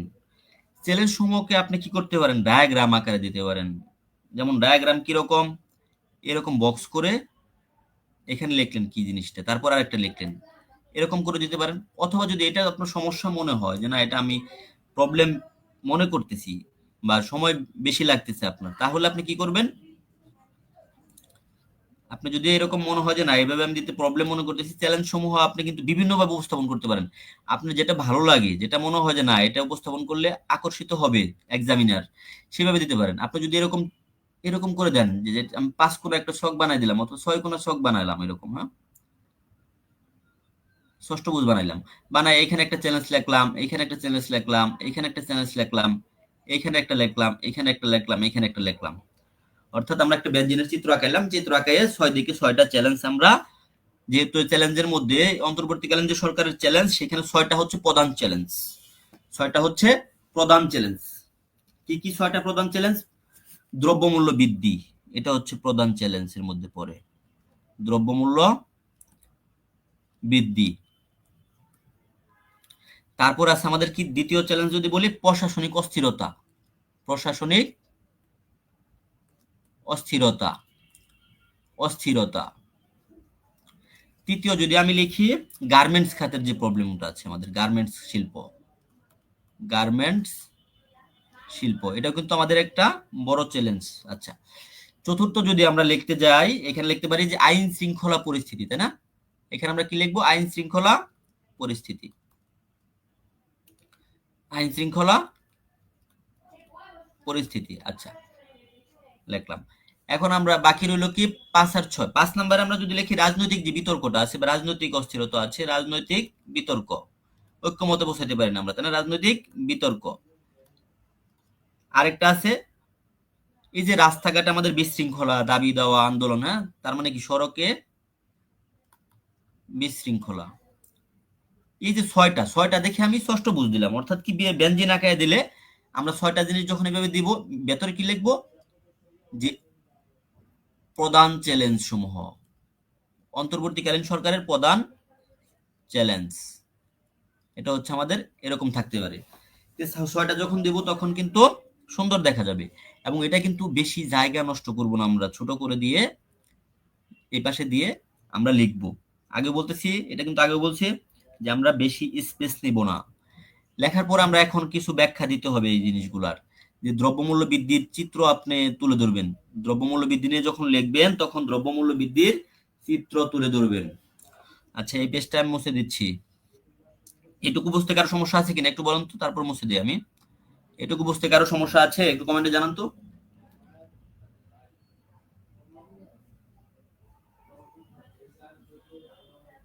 একটু কমেন্টে জানান এইটুকু বুঝতে কারো কোনো সমস্যা আছে কিনা, এইটুকুতে কারো কোনো সমস্যা আছে?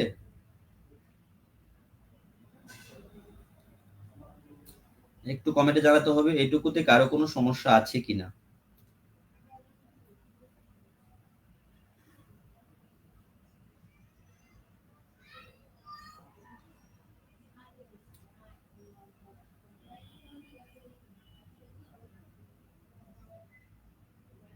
এইটুকু বুঝতে কারো কোনো সমস্যা থাকলে, আচ্ছা যদি সমস্যা না থাকে আমরা দ্বিতীয় অংশ চলে যাবো। আমি বললাম কি, যে এই যে চ্যালেঞ্জ গুলো লিখলেন আপনি, দ্রব্যমূল্য বৃদ্ধি নিয়ে লিখলেন, আপনি প্রশাসনিক অস্থিরতা লিখলেন, এগুলার কিছু কিছু চিত্র আপনার লিখতে হবে, চিত্র তুলে ধরতে হবে, তাই না? এখন আমি ধরলাম যে প্রথম যে চ্যালেঞ্জটা দ্রব্যমূল্য বৃদ্ধি, সেটা নিয়ে লিখবো আমি, সেটা নিয়ে লিখবো। তাহলে এটা আমি ক্লিয়ার করে দিচ্ছি, হ্যাঁ, যেহেতু এই প্রবলেম না, আমি কিন্তু ক্লিয়ার করে দিচ্ছি। আচ্ছা, আচ্ছা দেখেন আমাদের কি দ্রব্যমূল্য বৃদ্ধি নিয়ে, আমাদের যেহেতু সরকারের চ্যালেঞ্জের মধ্যে পড়ে দ্রব্যমূল্য বৃদ্ধি, এটা নিয়ে আমাদের আলোচনা করবো আমরা, তাই না? দ্রব্যমূল্য বৃদ্ধি। আচ্ছা, এখন দ্রব্যমূল্য বৃদ্ধির মধ্যে আপনি কি করবেন, এই যে বললাম এই পাশে আপনি একটা টেবিল দেন, ছোট করে টেবিল দেন, টেবিল দিলে আপনি টেবিল দিলাম। এখন আমরা কি করবো, এই পাশে ধরেন পণ্য, এই পাশে ধরেন আমরা কি লিখলাম, পণ্য, আর এই পাশে দাম, তাই না? দাম। এখন আপনি দাম দেখাবেন, যেমন ধরেন চাল, ডাল, চিনি, এরকম দেখালেন, দেখাইয়া এইটুকুতে ব্যাখ্যা করবেন। এইখানে আপনি ব্যাখ্যা করবেন, কিভাবে ব্যাখ্যা করবেন,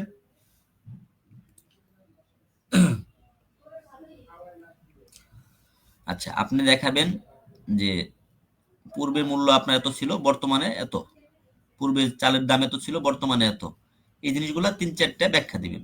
অর্থাৎ এইটা যতটুকু স্পেস নষ্ট করছে এইটুকুর মধ্যে আপনি এই পাশে যে জায়গাটুকু পাবেন এই সম্পর্কে ব্যাখ্যা দিবেন। একটা দিয়েই আপনি এক পেজ ভর্তি করতে যাবেন না। আবার বলতেছি যে একটা বিষয় নিয়ে বিশদ আলোচনা করা যাবে না, বিশদ আলোচনা করা যাবে না। ঠিক আছে, এভাবে প্রত্যেকটার ব্যাখ্যা আপনি দিবেন। গার্মেন্টস খাতে কি সমস্যা, গার্মেন্টস খাতে ডেটা থাকলো, ধরেন আপনি এরকম লিখলেন গার্মেন্টস খাতে ডেটা দিবেন। ধরেন আপনি এত ডেটা জানেন না, একটা ডেটা জানেন, আপনি এতগুলা ডেটা জানেন না, 2 4 5 সালের ডেটা জানেন না, একটা ডেটা জানেন, তখন কি করবেন? ধরুন আপনি গার্মেন্টস শিল্প নিয়ে লিখতেছেন, গার্মেন্টস শিল্প, গার্মেন্টস শিল্প নিয়ে লিখতেছেন আপনি, তখন আপনি জানেন যে হয়তো আগস্টে আগে ধরুন জুলাইয়ে, জুলাইয়ে রপ্তানি ধরেন ছিল কত, জুলাই রপ্তানি ছিল আপনার কথার কথা ধরেন 1 বিলিয়ন, $1 বিলিয়ন। আপনার পরে আসলো ধরেন, সেটা হয়তো বা আপনি জানেন যে সেপ্টেম্বর আইসা, আমি কিন্তু এটা সঠিক ডেটা না, আমি কিন্তু একটা উদাহরণ দেখাচ্ছি আর কিছু না, সেপ্টেম্বর আইসা হয়তো সেটা 0.6 বিলিয়ন হয়ে গেছে। এই যে এই ডেটাটা আপনি দিতে পারেন, এভাবে দিতে পারেন যে জুলাই রপ্তানি এত, সেপ্টেম্বরে এত। হ্যাঁ, এটা আপনি যখন দিবেন তখন অবশ্যই এখানে সূত্র দিবেন, সাথে সাথে সূত্র দিবেন, সাথে সাথে সূত্র ব্যবহার করবেন। আগেরটার ক্ষেত্রে যখন টেবিল দিচ্ছেন টেবিলের নিচে সূত্র ব্যবহার করবেন, এরকম যখন এক লাইনে কোনো ডেটা দিবেন সাথে সাথে সেটার সূত্র দিবেন, কোথায় থেকে আপনি পাইছেন। সেটা হইতে পারে দৈনিক প্রথম আলো থেকে আপনি পাইছেন, দৈনিক প্রথম আলো থেকে পাইছেন, বা কোনো প্রতিবেদন থেকে পাইছেন, কত তারিখে সেটা দিবেন, হয়তো ধরুন বললাম যে 10 অক্টোবর, এরকম দিয়ে দিবেন। আচ্ছা, এটা গেল আমাদের 6টা চ্যালেঞ্জ। এভাবে আপনি আলোচনা করবেন অল্প অল্প করে, 6টা চ্যালেঞ্জ অল্প অল্প করে আলোচনা করবেন, যদি ডেটা জানেন সেটা ডেটা দিবেন। অযথা কথা বলে যে রাজনৈতিক বিভিন্ন বিতর্ক রয়েছে এর মধ্যে এই সেই এগুলো না। ঠিক আছে, সড়ক দুর্ঘটনা, যেমন সড়ক, সড়কে বিশৃঙ্খলা আপনি যেটা দিবেন, আপনি যদি সড়কে বিশৃঙ্খলা দেন তাহলে কি দিবেন সেটা বুঝেন। সড়কে বিশৃঙ্খলা, সড়কে বিশৃঙ্খলা, আপনাকে নিরেট ডাটা ইউজ করতে হবে। আপনি যদি না পারেন করবেন না। যেমন সড়কে বিশৃঙ্খলা, আপনি যদি দেখে লেখা শুরু করেন যে আগস্টের পর থেকে সড়কে এই সেই আন্দোলন হইতেছে, অমুক হইতেছে, না, কি কি হয়েছে সেটা স্পষ্ট দিবেন। যেমন কি আপনি লিখলেন যে শাহবাগে সাম্প্রদায়িকতা রিলেটেড আন্দোলন, তারপরে সচিবালয়, এটা এরকম পয়েন্ট আকার, এটা হচ্ছে পয়েন্ট টু পয়েন্ট লেখা, এটা হচ্ছে পয়েন্ট লেখা, যেটাকে বলেন টু দা পয়েন্ট, কি এরকম টু দা পয়েন্ট উল্লেখ করবেন। তারপর যদি পরিসংখ্যান জানেন যে আগে সড়কে এরকম বিশৃঙ্খলা হয়তো বর্তমানে এটা হয়, সেটা উল্লেখ করতে পারেন। টু দা পয়েন্ট মানে হচ্ছে এরকম যে গদবাদা না লিখে মূল জিনিসটা এরকম হাইফেন দিয়ে লেখা, এটা হচ্ছে টু দা পয়েন্টে লেখা। আশা করি এটুকু বুঝতে পারছেন। তো আমরা এখন এটা গেলাম কি যে চ্যালেঞ্জ গুলা কি, চ্যালেঞ্জ গুলা কি সেটা নিয়ে আমরা আলোচনা করলাম, তাই না? এখন আমরা যাব যে চ্যালেঞ্জের পরে 6টা চ্যালেঞ্জ ছাড়া যখন দেখবেন যে 6টা চ্যালেঞ্জ আপনি বর্ণনা করছেন, যদি আরো চ্যালেঞ্জ থাকে তখন লিখবেন এছাড়াও, এছাড়াও যেসব চ্যালেঞ্জ রয়েছে, যেসব চ্যালেঞ্জ রয়েছে, এভাবে লিখে আপনি এরকম একটা দাগ টানেন, এরকম একটা দাগ টানেন, দাগ দিয়ে এখানে লেখেন একটা, এখানে একটা, এখানে একটা, এখানে একটা। এগুলো বর্ণনা দিবেন না, যেহেতু আপনি কিছু বর্ণনা করছেন, মূল পয়েন্ট গুলার বর্ণনা করছেন, এগুলা শুধু মূল মূল জিনিসগুলা দিয়ে দেন যে এই চ্যালেঞ্জ গুলা রয়েছে। ঠিক আছে, যেমন অর্থ পাচার রোধ,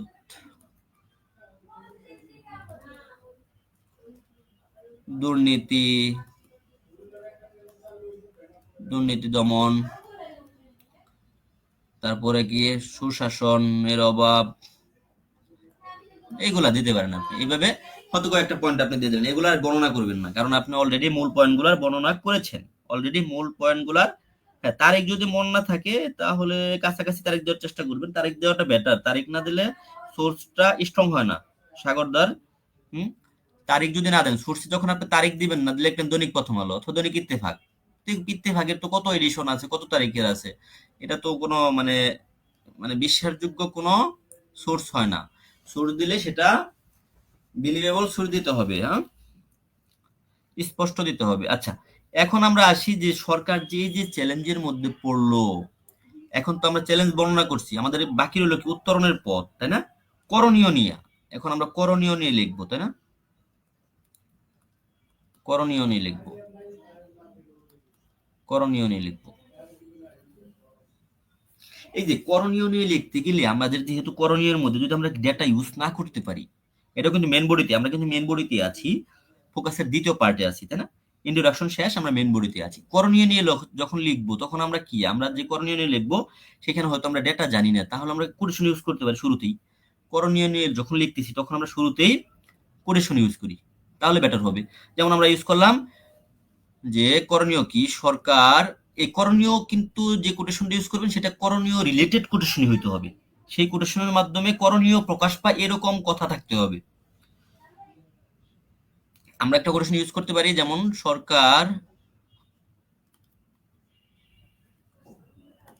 যেসব সরকার যেসব সংস্কারমূলক কাজ, সংস্কারমূলক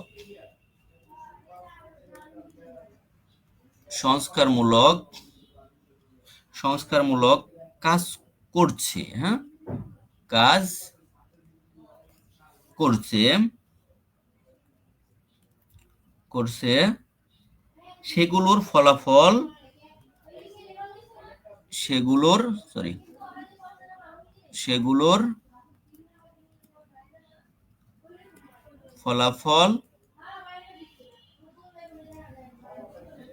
ফলাফল দ্রুত দৃশ্যমান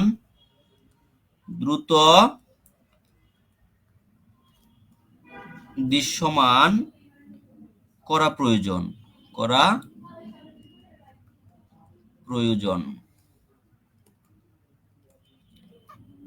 এটাও হচ্ছে আমাদের এই আইসিজি, ইন্টারন্যাশনাল ক্রাইসিস গ্রুপের প্রতিবেদনে বলা হয়েছে। আমরা লিখতে পারি আইসিজির, আপনি যদি আরো কোটেশন লিখতে পারেন সমস্যা নাই, আপনি গুগলে সার্চ দিবেন, এই রিলেটেড কোটেশন পেয়ে যাবেন। যেমন কি অন্তর্বর্তীকালীন সরকারের চ্যালেঞ্জ উত্তরণে করণীয় রিলেটেড বা করণীয় সম্পর্কিত উক্তি পেয়ে যাবেন। হ্যাঁ, আইসিজির প্রতিবেদন, এই প্রতিবেদনটা কখন দিয়েছে, যখন সরকারের 100 দিন হয়েছে, সরকারের 100 দিন উপলক্ষে এই প্রতিবেদনটা প্রকাশ করা হয়েছে। আচ্ছা, এখন আপনি এটা দিয়ে যখন শুরু করলেন, তারপরে আপনি লিখবেন সরকারের বিভিন্ন যা যা করা প্রয়োজন, তার তন্মধ্যে উল্লেখযোগ্য হচ্ছে, আমি পেজটা কেটে দিলাম, হ্যাঁ, নতুন একটা পেজ নিলাম। আচ্ছা দেখেন, তন্মধ্যে উল্লেখযোগ্য হচ্ছে কি কি, যেমন আমি লিখলাম উল্লেখযোগ্য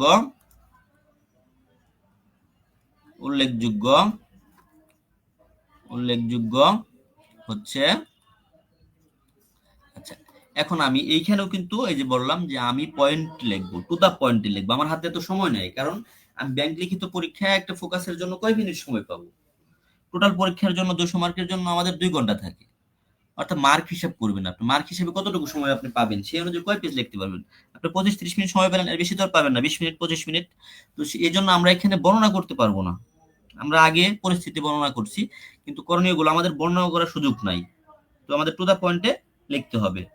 হ্যাঁ, মার্জিন দেওয়া যাবে, যদি সময় থাকে মার্জিন দিবেন, আর যদি সময় না থাকে, সময় কম থাকে, শুধু মার্জিনের জায়গাটুকু রাখবেন।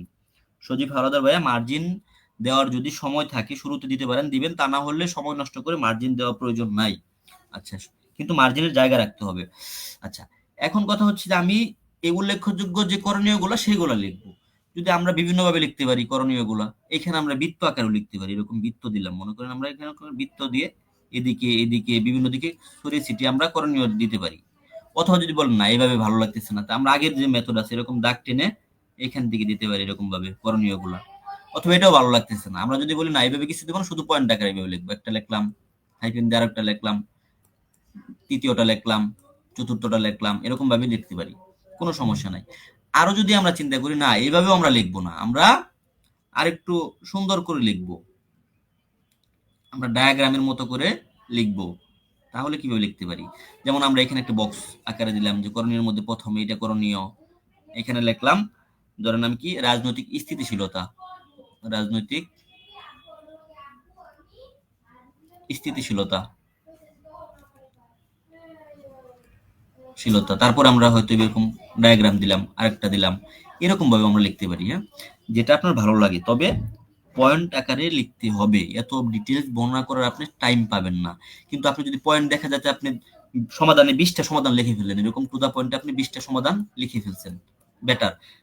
যে দেখবে সে দেখবে এই করা যায়, এই করা যায়, হ্যাঁ, মূল মূল জিনিসগুলা আপনি তো এটা নিয়ে লিখতেই পারেন, 10 লাইন 5 লাইন লিখতে পারবেন, হাবিজাবি লেখা লেখাই যাবে। হ্যাঁ, যে আমাদের অন্তর্বর্তীকালীন সরকারের চ্যালেঞ্জ মোকাবেলায় রাজনৈতিক স্থিতিশীলতা প্রয়োজন, রাজনৈতিক স্থিতিশীলতা হলে অন্তর্বর্তীকালীন সরকারের বিভিন্ন কিছু লিখতে পারেন, কিন্তু আমাদের এরকম করা যাবে না, এরকম করা যাবে না।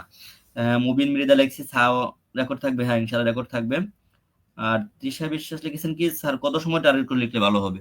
হ্যাঁ, সময় নিয়ে আমি একদিন কথা বলবো বেঁচে। হ্যাঁ, সময় তো আপনাদের ম্যাথ আছে, ইংরেজি আছে, সবকিছু মিলিয়ে নিতে হবে এবং ফোকাসে একটা ভালো মার্ক থাকে, এদিকেও সময় দিতে হবে, ফোকাসকে হেলা করা যাবে না, কারণ ফোকাসে হেলা করলে আপনি ভালো মার্ক ক্যারি করতে পারবেন না। হ্যাঁ, কিন্তু টাইম মেনটেনিংটা খুবই গুরুত্বপূর্ণ, বিশেষ করে ব্যাংকের ক্ষেত্রে।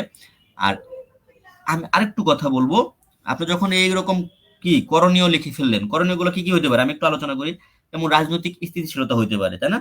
আইন শৃঙ্খলার উন্নয়ন করতে হবে, দুর্নীতির বিরুদ্ধে কঠোর ব্যবস্থা নিতে হবে, শিক্ষা এবং মানব সম্পদ উন্নয়নের ব্যবস্থা নিতে হবে, অর্থনৈতিক পুনরুদ্ধার করতে হবে, এই যে আমাদের উচ্চ মূল্যস্ফীতি সেটা লাগাম টেনে ধরতে হবে, ন্যায় বিচার নিশ্চিত করতে হবে, স্বচ্ছতা ও জবাবদিহিতা নিশ্চিত করতে হবে, তাই না? অথবা আন্তর্জাতিক যে আমাদের সম্পর্ক সেটা উন্নয়ন করতে হবে। এই জিনিসগুলো লিখতেন। এখন আমাদের কাজ কি? উপসংহার। আমরা কিন্তু কথায় উপসংহার লিখবো না এরকম, আমরা শুরুতে ভূমিকাও কিন্তু কথায় লিখি না, হেডলাইন দিই না, এরকম সাব হেডলাইন দিচ্ছি দেই নাই, আমরা এখানেও লিখবো না উপসংহার, কিন্তু আমরা একটু ওই যে করণীয় যে লিখলাম তার নিচে একটু হালকা জায়গা রেখে এখানে আমরা এন্ডিং পয়েন্টের কথাগুলো লিখবো। হুম, এখানে আমাদের কি লিখতে পারি যে আমাদের সকলকে, আমাদের সকলকে সকলকে সরকারের চ্যালেঞ্জ মোকাবেলায় সমভাবে কাজ করতে হবে, সবার সহযোগিতা এবং সরকারের উদ্যোগ আমাদের অন্তর্বর্তীকালীন সরকারের চ্যালেঞ্জ মোকাবেলা করে সফলতা এনে দিতে পারে। এরকম 2-4 লাইনের কিছু উচিত কথা লিখে আমরা শেষ করব। তবে যদি কোনো এরকম কোনো কোটেশন আপনি রিলেট করতে পারেন যে উপসংহারেও আমাদের করণীয় নিয়ে রিলেট করা যায় যে কি দেওয়া যাবে, তাহলে আপনি লাস্টেও একটা কোটেশন ব্যবহার করতে পারবেন, এখানেও কোটেশন ব্যবহার করতে পারবেন। ঠিক আছে, যদি করতে পারেন সেটা বেটার, কোটেশন দিয়ে শেষ করতে পারলে সেটা বেটার। কারণ কি, আপনার প্রথম এবং শেষ এই দুইটা জিনিস এক্সামিনের বেশি চোখে পড়ে, শুরু এবং শেষ দুইটা জিনিস সবচেয়ে বেশি চোখে পড়ে এক্সামিনারের। আচ্ছা, এটা আমি আলোচনা করলাম ব্যাংক ফোকাসের বিষয়। ব্যাংক ফোকাসে আপনি হয়তো 3 থেকে 4 পেজ পেতে পারেন সর্বোচ্চ, তাই না? এর বেশি পাবেন না, 3 পেজ 4 পেজ। আর এর জন্য আপনি 20 থেকে 25 মিনিট, সর্বোচ্চ 20 মিনিট সময় পেতে পারেন, 25 মিনিট সময় সর্বোচ্চ, এর বেশি পাবেন না। আচ্ছা, এখন যদি আমরা এক পেজের যে ফোকাস লিখতে হয়, যেমন কিছুদিন আগে পেট্রো বাংলার পরীক্ষা হলো, তাই না? পেট্রো বাংলা, তারপরে জীবন সাধারণ বীমা, এই যে পরীক্ষাগুলো হয় পেট্রো বাংলা অথবা সাধারণ বীমা, তাই না? এই পরীক্ষাগুলো কিন্তু এক পেজ দেওয়া থাকে, ফোকাসের জন্য হয়তো একটা পেজ আপনাকে দিয়েছে, একটা পেজ আপনাকে দিয়েছে, এরকম একটা পেজ আপনাকে ধরুন দিয়েছে, আপনাকে লিখতে বলছে যেটা আমি একটু আগে লিখলাম, ওই ফোকাসটাই লিখতে বলছে যে অন্তর্বর্তীকালীন সরকারের চ্যালেঞ্জ। আপনি আগের মতো এরকম লিখলেন, একটু ছোট করে লিখবেন, না অন্তর্বর্তীকালীন, যেহেতু স্পেস কম আমাদের, তাই না, লিখতে হবে তথ্য, অন্তর্বর্তীকালীন সরকারের চ্যালেঞ্জ লিখে আমি এরকম একটা দাগ টানলাম, শুরুতে একটা কোটেশন দিলাম, দেওয়ার পর এইখানেও ঠিক একই করব, কিন্তু আমি এইখানে এই যে চ্যালেঞ্জ গুলা যে আছে এগুলোর বর্ণনা দিব না, কি করব না, বর্ণনা দিব না, শুধু এই যে টু দা পয়েন্টে লিখবো যে দ্রব্য মূল্য বৃদ্ধি, সেটা যে গ্রাফ আকারেও দিতে পারেন আপনি, যেভাবে ভালো হয়, হ্যাঁ, ডায়াগ্রাম আকারেও দিতে পারেন। হ্যাঁ, এই এই যে পয়েন্ট আকারে 6টা পয়েন্ট আমি দিলাম, তারপর রয়েছে এছাড়াও যে সব চ্যালেঞ্জ রয়েছে, এখানেও আমরা এইভাবে দিলাম, দেওয়ার পরে করণীয় গুলো, এখানে কোনো বর্ণনা দিব না, মূল পয়েন্ট গুলা দিব। আবার বলতেছি, যখন এক পেজের ফোকাস আমরা লিখবো তখন ডেটা দিব এবং শুধুমাত্র পয়েন্ট গুলা দিব, এখানে কোনো বর্ণনা ব্যবহার করব না।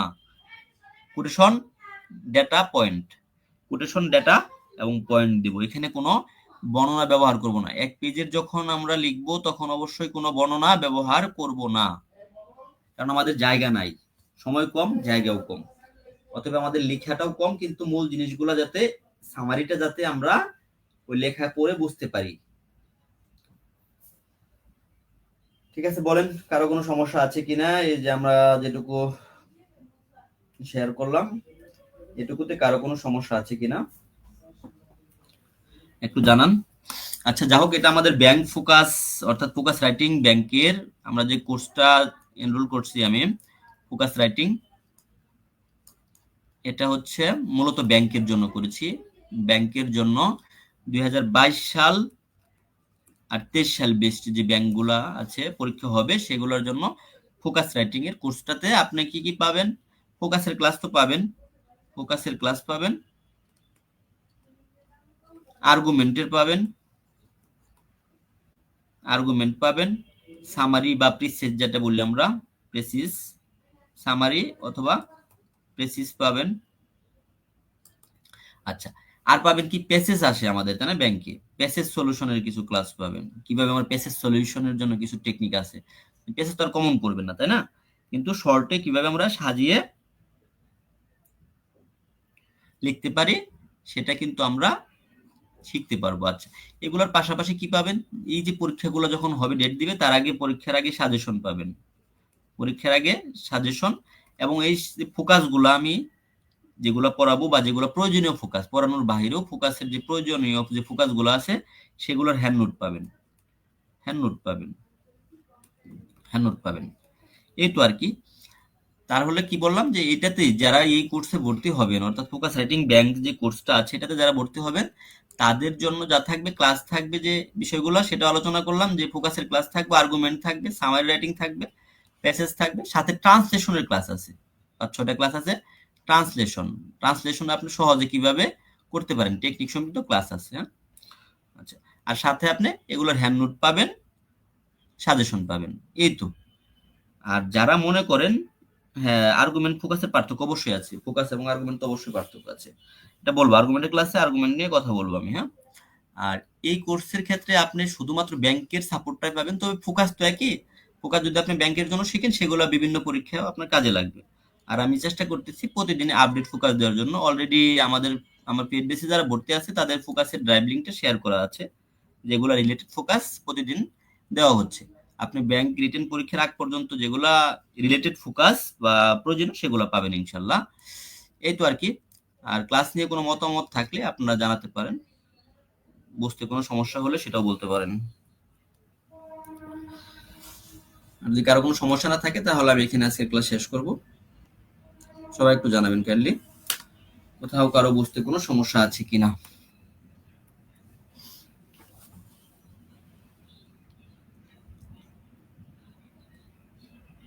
বুঝতে কারো কোনো সমস্যা থাকলে কমেন্টে জানাতে পারেন।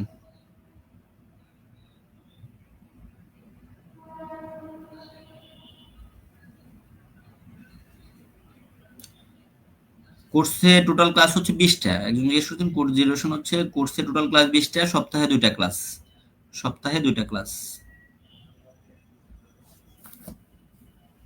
টোটাল ক্লাস 20টা, সপ্তাহে 2টা ক্লাস। কমেন্টে একটু জানান কারো কোনো সমস্যা আছে কিনা, যদি সমস্যা থাকে আমি আনসার করবো, তা না হলে ক্লাস শেষ দেবো এখানে। একটু কাইন্ডলি জানান।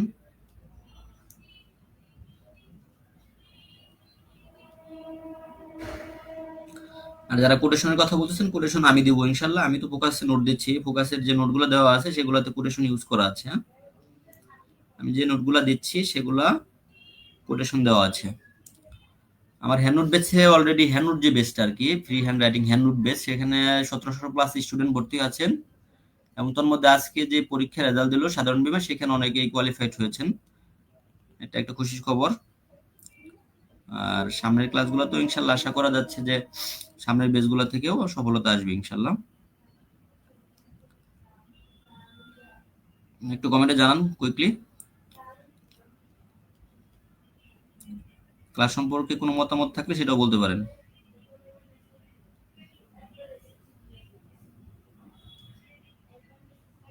আর কোর্সে ভর্তির ব্যাপারে যারা জিজ্ঞেস করতেছেন তারা আমার ফেসবুক প্রোফাইলে লেখা আছে কি করতে হবে। আর এটার ফি হচ্ছে 500 টাকা, এখন নিচ্ছি ভর্তি, কিন্তু ফি বাড়বে আর কি। মূল ফি হচ্ছে 1000 টাকা মূলত।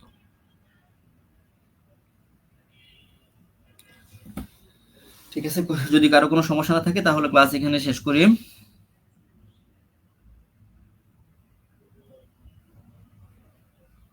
আচ্ছা, একজন বলেছেন এই কোর্স থেকে ফোকাসের পিডিএফ, হ্যাঁ এখানে ফোকাসের পিডিএফ ড্রাইভ লিংক দেওয়া হবে যেখানে আপডেটেড ফোকাস গুলা থাকবে। আজকের ক্লাসটা উন্মুক্ত, পরবর্তী থেকে উন্মুক্ত ক্লাস থাকবে না। আচ্ছা আচ্ছা, উক্তি কিভাবে খুঁজছেন বললাম তো। আপনি যে রিলেটেড উক্তি খুঁজবেন সেটা গিয়ে গুগলে সার্চ দিবেন যে এই রিলেটেড উক্তি, হ্যাঁ। তারপরে ভেতরে পড়ে পড়ে বের করতে হবে। উক্তি একদম ডিরেক্ট আসবে না, আপনার পেপারে লেখা পড়তে হবে, সেখানে রিলেটেড লেখায় বিভিন্ন জনের কথা পাবেন, হ্যাঁ।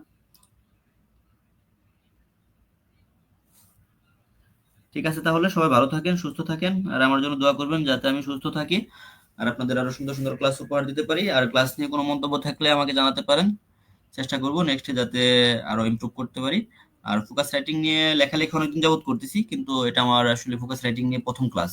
এর আগে লেখালেখি অনেক করেছি, হ্যান্ড নোট লিখেছি, এবং আপনারা হয়তো যে অবগত আছেন যে বিভিন্ন পরীক্ষার সাজেশন প্লাস হ্যান্ড নোট আমি দিচ্ছি। কিন্তু ফোকাস নিয়ে এটা আমার প্রথম ক্লাস। সবাই একটু মতামত দিলে হয়তো আমার জন্য সুবিধা হবে, আমার প্রবলেমগুলো আমি সলভ করতে পারবো।